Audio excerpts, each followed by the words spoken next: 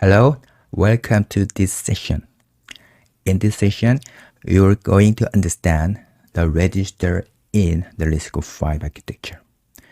Before we getting into the RISC-V register, let's talk about nature of the register in general CPU architecture.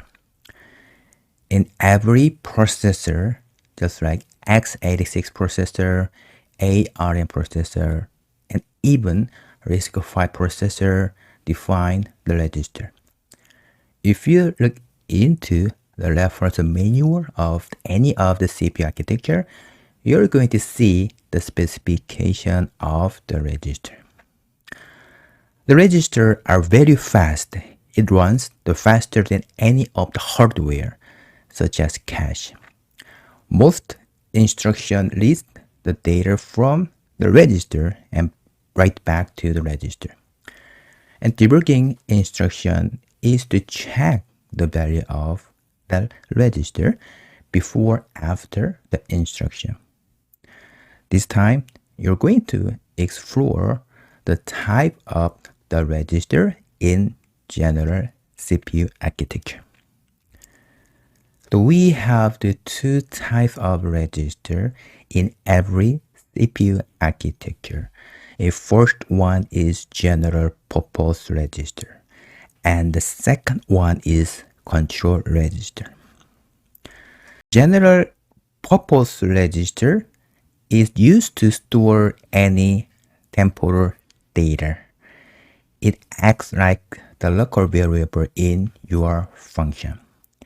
Your local variable can store any of the data, such as 0x1, 0x2, or your local variable can contain the address of the particular function.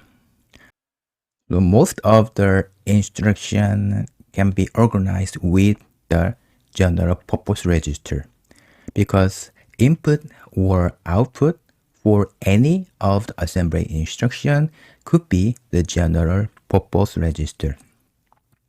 So it is important to figure out how the registers, general purpose register, is organized in each CPU architecture. Another type of register is control register. Control registers is general terminology that specified the register who works the specific functionality. The main job of control registers is to configure features of the CPU processor.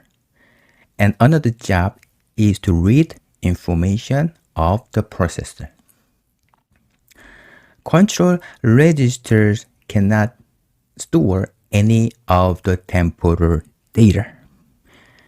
And what it means is that you can only set or clear the particular value of each the control register. That this information about how to set the value, how to clear value, can be described in the reference manual. So it is important to review the reference manual that describe the control register.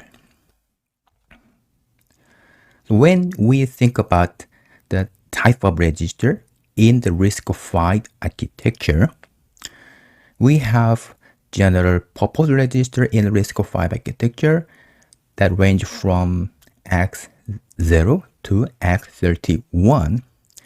And in the RISC-V architecture, we have control and status register that correspond to control register.